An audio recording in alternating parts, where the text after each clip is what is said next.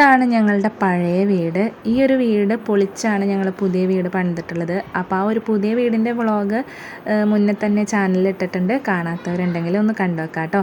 അപ്പോൾ ഇതാണ് front area വരുന്നത്. ഇവിടെ ഞങ്ങളുടെ നേരെ ചെന്ന് കഴിഞ്ഞാൽ ഈ ഒരു ഗ്രില്ലാണ് കേട്ടോ ഞങ്ങളുടെ ആദ്യത്തെ വാതിൽ. പിന്നെ ഇതാ റൈറ്റ് സൈഡിലായിട്ട് ചെറിയൊരു സ്പേസ് ഉണ്ട്.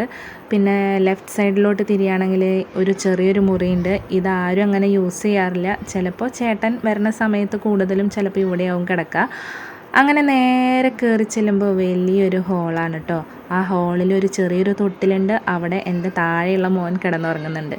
ഈ ഒരു വലിയൊരു ഹോളിലാണ് മിക്കപ്പോഴും ഞാനും ചേച്ചിയും എല്ലാ പിള്ളേരും കൂടി വന്നു കഴിഞ്ഞാൽ പായൊക്കെ വിരിച്ച് കിടക്കുന്ന ആ ഒരു സ്പേസ് എന്ന് പറയുന്നത് ഈ ഒരു വലിയൊരു ഹോളാണ്.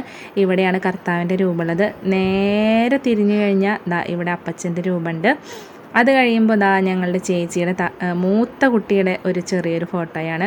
ഹാളിലെ ഫാൻ കറങ്ങുന്നത് കൊണ്ട് കലണ്ടറൊന്നും മര്യാദയ്ക്ക് കിടക്കുന്നില്ല കേട്ടോ. നേരെ ലെഫ്റ്റ് സൈഡിൽ തന്നെ ഒരു ചെറിയൊരു മുറിയുണ്ട്. അവിടെ ചേച്ചിയും പിള്ളേരും ചേട്ടൻ്റെ പിള്ളേരും എല്ലാവരും ഇടയ്ക്ക് മാറി മാറി കിടക്കും. ചൂടുകാലത്തൊന്നും അവിടെ കിടക്കാനേ പറ്റില്ല കേട്ടോ.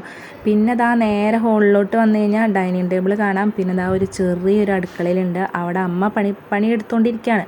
പിന്നെ നേരെ പോയി കഴിഞ്ഞ് കഴിഞ്ഞാൽ ഒരു ചെറിയൊരു വർക്ക് ഏരിയ ഉണ്ട്. അവിടെയാണ് വാഷിംഗ് മെഷീനും ചെറിയൊരു ബാത്റൂം ഉള്ളത്. നേരെ തുറന്നു കഴിഞ്ഞ് കഴിഞ്ഞാൽ അതാണ് അവിടെ പുറം വശം കാണാം, ബാക്ക് വശം കാണാം വീടിൻ്റെ. ഈ ബാക്ക് വശത്ത് ഈ സ്റ്റെപ്പും ഇരുന്നിട്ട് നമ്മളുടെ വിറകൊക്കെ കത്തിക്കുമ്പോൾ ആ ഒരു സ്മെല്ല് വല്ലാത്തൊരു ഫീലിംഗ് തന്നെയാണ് കേട്ടോ. അപ്പോൾ ഇനി അടുത്തൊരു വീഡിയോ ആയിട്ട് വീണ്ടും വരാം കേട്ടോ. താങ്ക്